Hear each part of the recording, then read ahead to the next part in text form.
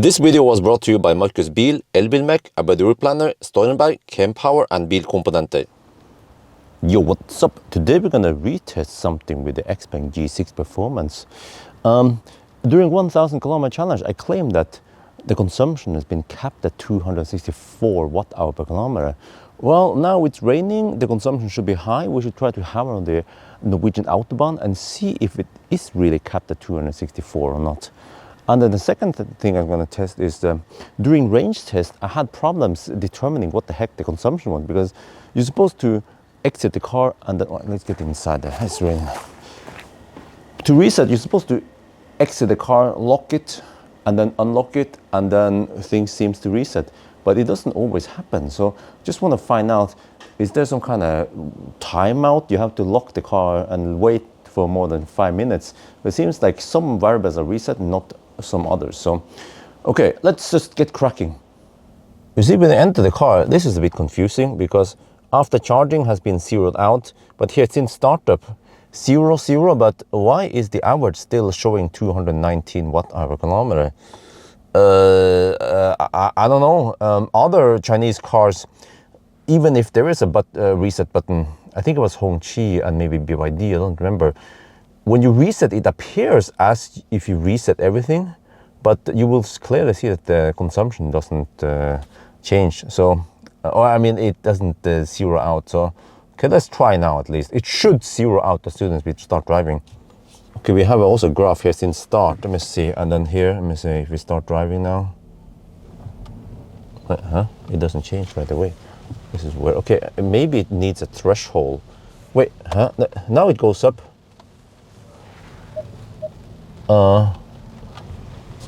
What about here? Okay, you need some distance before I start drawing something here. But you can see here that the consumption fluctuates a lot. Yeah, sorry, I said fluctuate, it's my mistake. It's fluctuate. But you see that this makes sense that it should fluctuate a lot once we start driving. If I accelerate, you see it goes up. Yeah, so this kind of makes sense, except for that.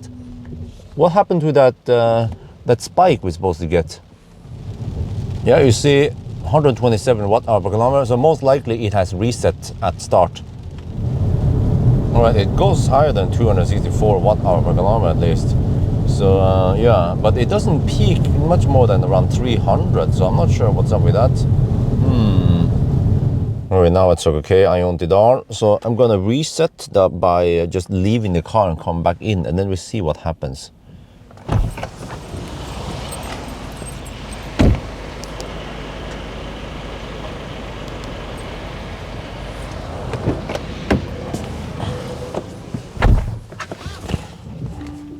Right, we're at 0, and then the average still stays the same. And if we now try to drive, okay, we didn't drive that far, but you will see that it then doesn't fluctuate. Okay, and I know the terrain, you see, we are going downhill, it's a 50 zone over here. So if it resets properly, we should get, I don't know, less than 150 watt-hour per kilometer. Well, observe what happens now. It stays the same. This is probably what happened during 1000 kilometer challenge and in the range test. So it drops slightly, you see, but it should drop a lot more. You see that we're going downhill now. So this strengthened my theory that the reset does not reset if you go too schnell. So you have to probably wait long enough.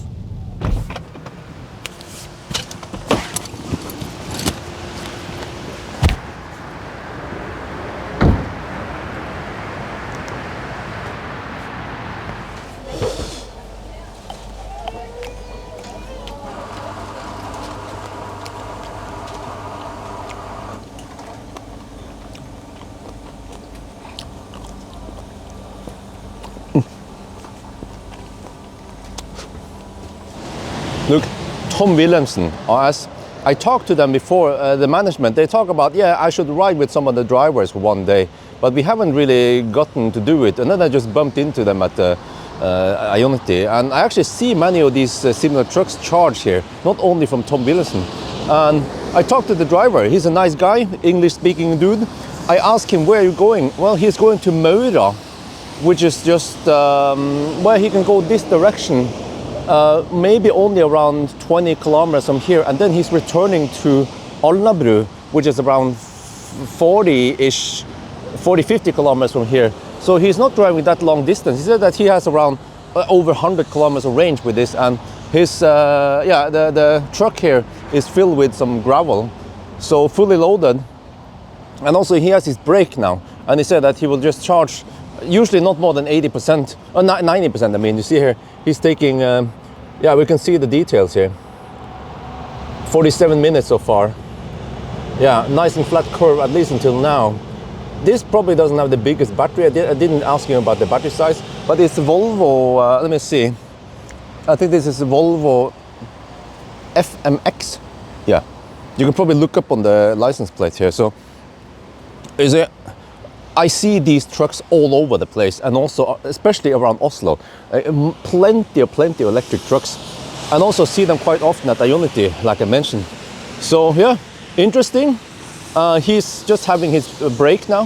He's just chilling in his truck, and charging time does not count as working time. He just had to plug in, and eventually he's off. Yeah, and also he mentioned, yeah, there is a new site I need to cover. It's in Alnabru, a new truck charging site. That's actually the supposedly Norway's first truck charging site, if you don't count this, because I think this is not a dedicated. Yeah, this is not optimized for trucks. It's more optimized for smaller cars, right? But pretty cool, yeah. So you see that it works just fine. He's charging at only 230 something kilowatt, right? He doesn't need mega charger. He wants his brake anyway, so he just have it here. And if you want food, you can always go to Circle K. And I think right now, yeah, look at that. Softies, halv pris. Oh shit! And they also have some new shit, kebab, but I didn't have time for that. All right, the car has been sitting here locked for over 20 minutes. I think that's plenty enough. Maybe 5 minutes is enough, or maybe 15 minutes.